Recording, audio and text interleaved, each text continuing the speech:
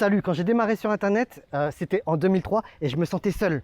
Et entre l'époque où j'ai démarré et maintenant où j'ai réussi, où maintenant pour moi le business est devenu facile, je suis passé par un grand nombre de crises, tu vois, où quand tu entreprends, c'est comme ça, en haut, en haut et en bas, et tu vas passer par plusieurs périodes de marasme où tu vas te poser des questions, tu vas avoir plein de doutes, tu vas te dire est-ce que je suis sur la bonne voie, est-ce que vraiment c'est fait pour moi, est-ce que je vais réussir. Sache que tous les entrepreneurs passent par là et dans cette vidéo je vais partager avec toi 7 signes qui montrent que tu es sur la bonne voie. Mais avant de commencer, si ce n'est pas encore fait, clique sur le bouton en bas à droite pour t'abonner à ma chaîne YouTube et active la cloche pour être averti des prochaines vidéos à venir. Et pense à mettre un petit like si tu veux me soutenir et améliorer mon référencement. Et ça va pas le faire le chien là, hein, si tu veux avoir en même temps que moi. Je me trouve dans un endroit qui est juste paradisiaque, tu vois cette piscine là derrière. Et si tu me suis et que tu as déjà regardé d'autres de mes vidéos, tu sais à quel point moi j'adore cette exclusivité justement quand j'ai tous les spots pour moi tout seul, tel que là, tu vois, c'est juste paradisiaque. Je me trouve à 15 minutes seulement de la maison. On est à Marrakech, mais vu les palmiers, franchement, on dirait qu'on est en Thaïlande. Donc, si tu vas jusqu'à la fin de cette vidéo, peut-être que je t'emmènerai faire la visite, faire un petit room tour et tout. La suite, elle est juste déchaînée, mais un truc de malade. Donc, clique en bas pour t'abonner, mets un like et on va pouvoir commencer.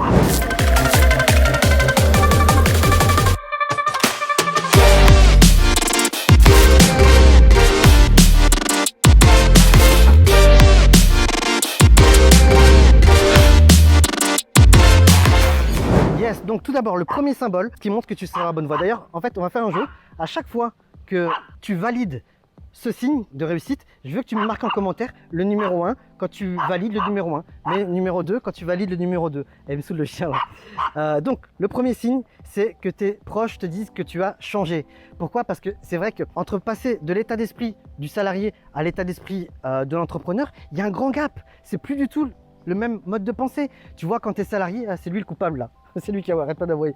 Quand tu es salarié, tu vois, je suis passé par là, hein, je juge pas, je suis passé par là. Même moi dans le passé, franchement, j'étais un gros gilet jaune, vous n'avez pas idée.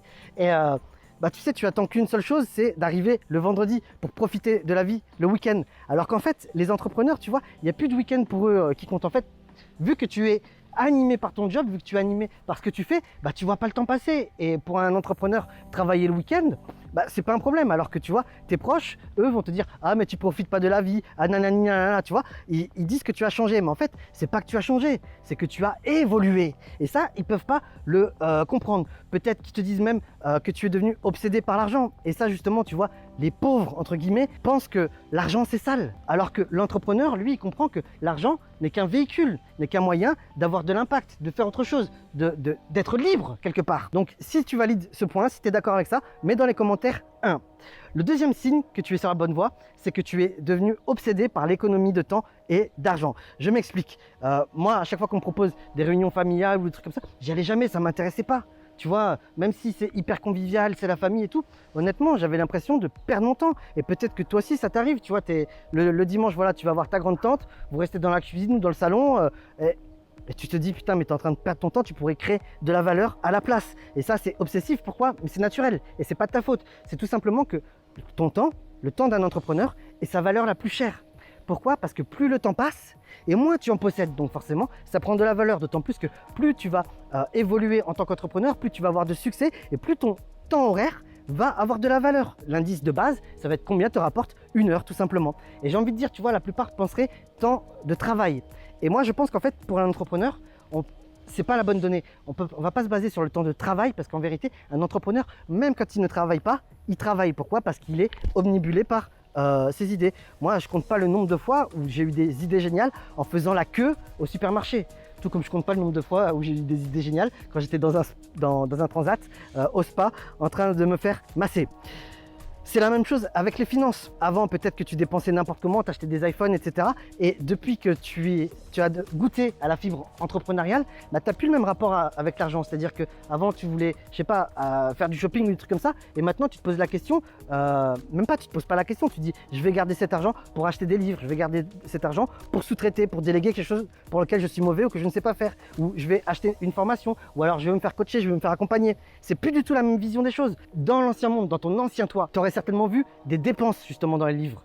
Ah bah non, tiens, j'ai pas les moyens pour acheter une formation qui va me permettre de gagner 10 000 euros par mois. Mais j'ai les moyens de m'acheter un iPhone. Ça, c'est l'ancien mode de pensée. Aujourd'hui, maintenant, tu es conscient que tout ça, c'est des investissements. Et j'en parlais dans une autre vidéo. Les résultats que tu vas obtenir, ton potentiel, oh putain, il y a une bête là à côté de moi, ton potentiel est corrélé avec la valeur que tu t'accordes. Et plus tu vas investir sur toi-même, et plus tu fais augmenter cette valeur de manière intrinsèque. Si tu as investi 20 000 euros sur toi-même, bah, tu sais déjà que tu vaux 20 000 euros, même sans avoir rien produit. Si tu es OK avec ça, marque dans les commentaires le chiffre 2. Troisième signe que tu es sur la bonne voie de la réussite, c'est que tu n'es plus aligné avec les valeurs de tes proches.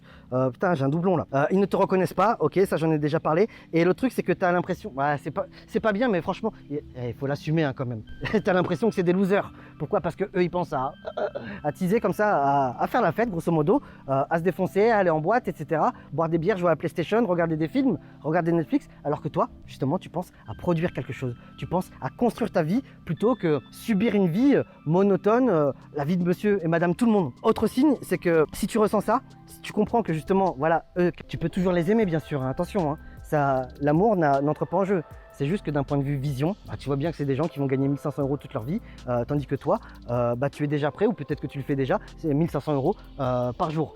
Bref, si tu ressens ça, c'est bon signe. Pourquoi? Parce que ça veut dire que tu as gagné, tu t'es élevé d'un point de vue ambition, mais à un niveau que eux ne peuvent pas comprendre. Si tu valides le point 3, marque 3 dans les commentaires. N'hésite pas à faire pause hein, si besoin. Quatrième point qui montre que tu es sur la voie de la réussite, c'est que tu es devenu un aspirateur à savoir. C'est-à-dire que tu as tendance à t'endormir en regardant des vidéos sur YouTube ou des trucs qui t'apprennent, ou même en lisant un livre, et peut-être même que tu n'as jamais lu autant de livres de toute ta vie. Moi, tu vois, quand je veux absorber une nouvelle compétence, qu'est-ce que je fais? C'est que je tape le mot, je sais pas, copywriting par exemple, dans Amazon, et je vais acheter entre 3 et 7 livres best-sellers dans Kindle, de manière à... Bah, tiens, je vais te la montrer. Tu vois, moi j'ai une bibliothèque Kindle avec 400 livres. Hop là, voilà. Là, je suis dans ma bibliothèque. Tu vois, et j'ai plus de 400 livres comme ça dans mon Kindle. Et c'est grâce à ça justement que j'ai... Bon bref, c'est grâce à ça que j'ai acquis une expertise dans différents domaines. Bon, bien sûr, je le rappelle quand même, j'ai commencé en 2003 les gars. En 2003, tu as le temps de cumuler de l'expertise dans plein de niveaux. Donc, tu n'as jamais lu autant de livres de toute ta vie. Et en réalité, toutes les activités qui ne musclent pas ton cerveau, bah, elles te paraissent futiles. Et peut-être même que ça va beaucoup plus loin. Enfin, moi, je me suis rendu compte. Tu vois, je suis ce qu'on appelle quelqu'un de sapiosexuel. C'est-à-dire que j'aime l'intelligence. L'intelligence va m'exciter autant que un beau physique. Si toi aussi tu ressens ça, marque 4 dans les commentaires. Cinquième point qui montre que tu es sur la voie de la réussite, c'est que tu réalises que tu es devenu pire qu'une fangirl avec quelques influenceurs, avec une poignée d'influenceurs. En vérité, tu ne les vois pas comme des influenceurs, mais comme des mentors. Pourquoi? Parce que c'est des gens qui ont déjà obtenu ce que toi tu cherches à obtenir. Et quand tu as ton mentor, quand tu as trouvé un, voire 2 mentors maximum, et ça va évoluer dans le temps, tu vas en avoir plusieurs dans ta vie, bah, tu vas voir que ces gens-là, ils t'inspirent et justement, ils te permettent d'éviter des erreurs, ils te permettent de prendre des grands raccourcis. Comment tu sais que tu as trouvé ton mentor? Bah, c'est tout simplement dès lors que tu bois ses paroles, dès lors que tout ce que tu te dis, tu as l'impression, tu fais waouh, et tu inscris ça dans ta mémoire, et 3 mois plus tard, tu es capable de répéter ces bonnes paroles. Pourquoi? Parce que tu réalises voilà, la valeur des erreurs qui t'évitent.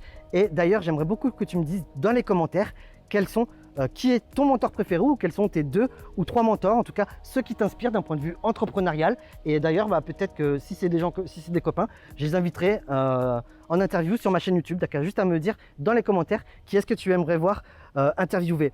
J'aimerais aussi te glisser une astuce, comment on fait pour détecter un vrai mentor. Parce que tu vois, la plupart des gens font l'amalgame entre qu'est-ce que c'est un formateur, un coach et un mentor. Les 3 n'ont pas du tout la même casquette, c'est pas du tout le même rôle. Le formateur, c'est le maître d'école. Le coach, selon moi, c'est l'entraîneur.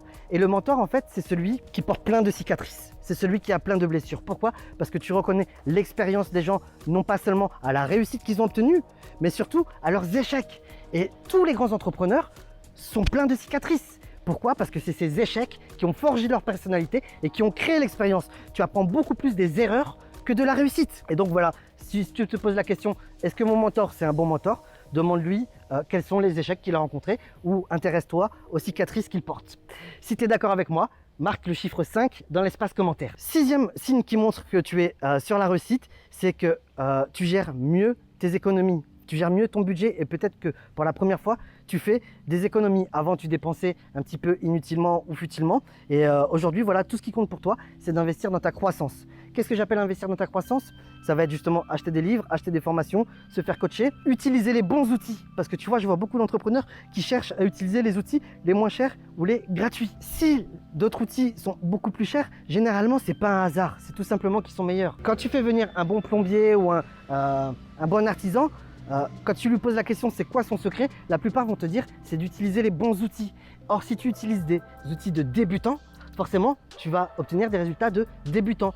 Tandis que si tu accèdes aux outils de pro, peu importe leur prix, et ben forcément, tu vas avoir des résultats de pro. Investir dans sa croissance, c'est aussi monter une équipe, c'est déléguer et sous-traiter de manière à ce que tu puisses bosser sur ton entreprise au lieu de bosser dans l'entreprise. Parce qu'au début, quand tu démarres, tu fais tout toi-même, mais il y a au bout d'un moment, tu vois, en tant qu'entrepreneur, il faut que tu délègues tout ce qui a peu de valeur ajoutée ou alors qui te consomme beaucoup plus d'énergie que ce que ça ne t'apporte. Si tu es d'accord avec ça, note le chiffre 6 dans les commentaires.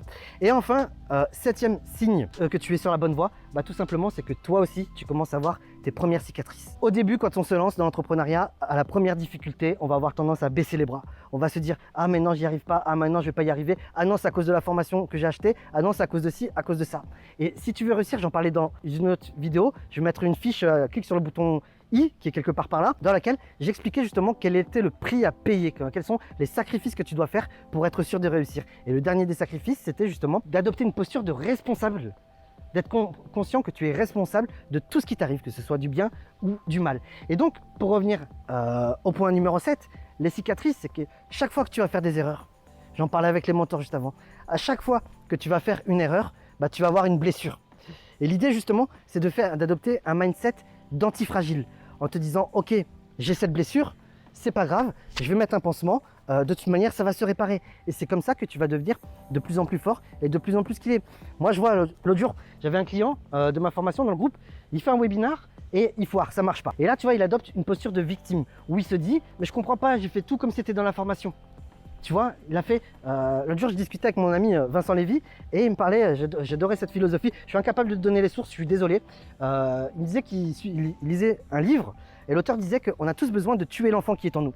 Dans le sens où, alors, il y a un truc de développement personnel, c'est toujours savoir rester enfant de temps en temps. Tu vois, quand tu me vois patauger dans la piscine sur mes stories Instagram, d'ailleurs si tu ne me suis pas sur Instagram, ajoute-moi, mon pseudo c'est ru.dy, Rudy avec un point au milieu, où j'étais comme un enfant dans la piscine. Donc ça, tu vois, c'est bien de temps en temps de réveiller l'enfant qui est en nous.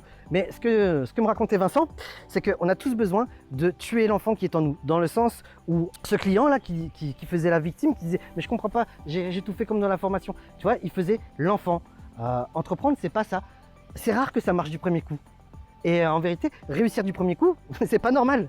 C'est pas normal. Et même moi, encore aujourd'hui, je sais pas, j'ai envie de dire que sur 10 choses que je fais, il y en a 7 qui marchent pas, tu vois. 7 qui marchent pas, voire 8 qui marchent pas. Par contre, les 2 qui marchent vont cartonner vraiment très très fort. Et même moi, encore de temps en temps, je me comporte comme un enfant, tu vois. L'autre jour, j'ai tapé un coup de gueule dans mon groupe Facebook. Pour tous mes clients qui prennent des formations premium à 1997 €, il y a un groupe VIP en fait.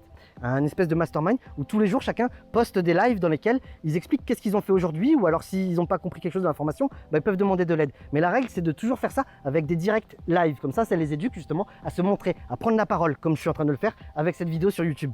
Et je faisais une vidéo coup de gueule en disant ouais mais c'est normal, il y en avait un qui lançait un webinaire et puis ça, il ne suit pas du tout le process de ma formation. Et donc je m'énervais sur lui. D'ailleurs si tu connais le triangle de Karpman, bah, je me suis mis à la base, moi je voulais être un sauveur, c'est-à-dire lui éviter de foirer son webinaire. Donc je lui fais des reproches une fois, 2 fois, mais à la deuxième fois, je suis plus un sauveur, je deviens un persécuteur. Et c'est ce qu'on appelle le triangle dramatique. D'ailleurs, dis-moi dans les commentaires si tu connais ou si tu connais pas. Si tu connais pas, peut-être qu'on fera une vidéo là-dessus. Et en fait, tu vois, en ayant cette posture-là, bah, moi-même je faisais l'enfant. Qu'est-ce qui se passait en fait, c'est que je tapais des pieds, ils suivent pas le process, tu vois. C'est ce qu'on appelle, voilà, tuer l'enfant qui est en nous. Et je me suis un petit peu éloigné du sujet des cicatrices. Ce que je voulais te dire, c'est que justement, si tu vas rencontrer des fails, et je te souhaite d'enchaîner le maximum d'erreurs le plus vite possible et le plus tôt possible, parce que plus tu es jeune, et moins ces erreurs vont te coûter. Plus tu es vieux, plus ces erreurs vont te coûter cher. parce que tu vas tomber de plus haut et parce que tu vas avoir plus de responsabilités. La bonne nouvelle, c'est que plus tu es expérimenté et plus ces erreurs vont te paraître futiles. Tu vois, tout comme l'autre jour, j'avais un client qui faisait la victime parce que son compte publicitaire avait été suspendu, genre il était en dépresse. Et en fait, moi aussi, hein, la première fois que je me suis fait suspendre un compte publicitaire, j'étais en dépresse moi aussi. Et mais maintenant que ça m'est arrivé 80 fois, j'exagère pas quand je dis 80 fois, tu vois, ça me fait juste rire. Et c'est ça en fait, tu vois, l'état d'esprit d'Antifragile. Et moi aussi, j'ai mes cicatrices avec Facebook Ads. Et aujourd'hui, voilà, quand je me fais fermer un compte publicitaire ou quand je vois quelqu'un qui se fait fermer son compte publicitaire, mais ça me fait rire, tu vois. Et plus tu vas avoir de cicatrices, et plus tu auras un mindset de warrior. Voilà, c'est la fin de cette vidéo. Si ça t'a plu, pose un like.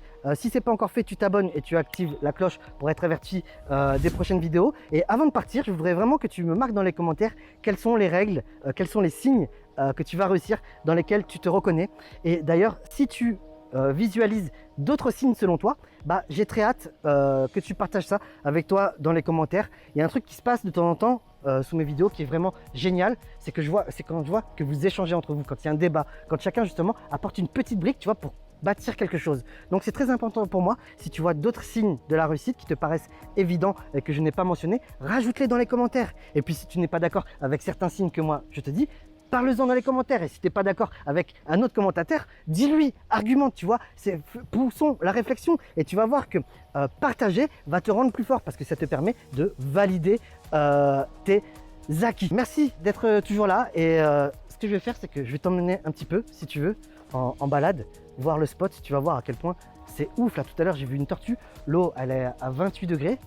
C'est juste génial. Je sais pas si je peux rentrer j'ai envie de rentrer dans les autres suites pour te montrer. Tiens, je vais te montrer comment c'est là-bas. Tu vas voir, c'est juste ouf. Donc le spot où je suis là, ça s'appelle Lodge Key, tu vois, avec la lettre K. On est à Marrakech, à 15 minutes de la maison.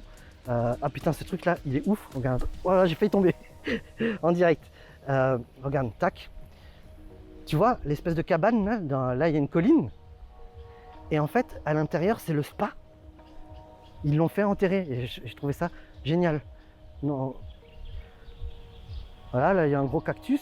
Et on se trouve dans la palmeraie. Si tu ne sais pas ce que c'est une palmeraie, bah, c'est un endroit où il y a plein de palmiers naturels. D'ailleurs, à Marrakech, en fait, c'est puni par la loi maintenant de déplanter un palmier. Pourquoi? Parce qu'il y a un gros trafic à ce sujet.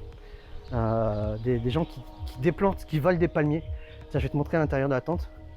Tu vas voir, c'est juste ouf. D'ailleurs, je pense que si j'ai le temps, je vais tourner d'autres vidéos à l'intérieur. Voilà, tu vois, il y a du gros spot. On est bien là. Hein. Et là, il y a des balançoires qui sont juste ouf. Alors, c'est pas très lumineux. Attends, est-ce que je peux augmenter la luminosité? Voilà, tu vois, il y a la balançoire ici. La cheminée et je découvrirai la suite dans les jours à venir. Voilà, si cette vidéo t'a plu, abonne-toi, dis-le moi, notamment si tu aimes quand je fais la visite des spots. Et sinon, je te dis à très bientôt pour une prochaine vidéo. Ciao, ciao!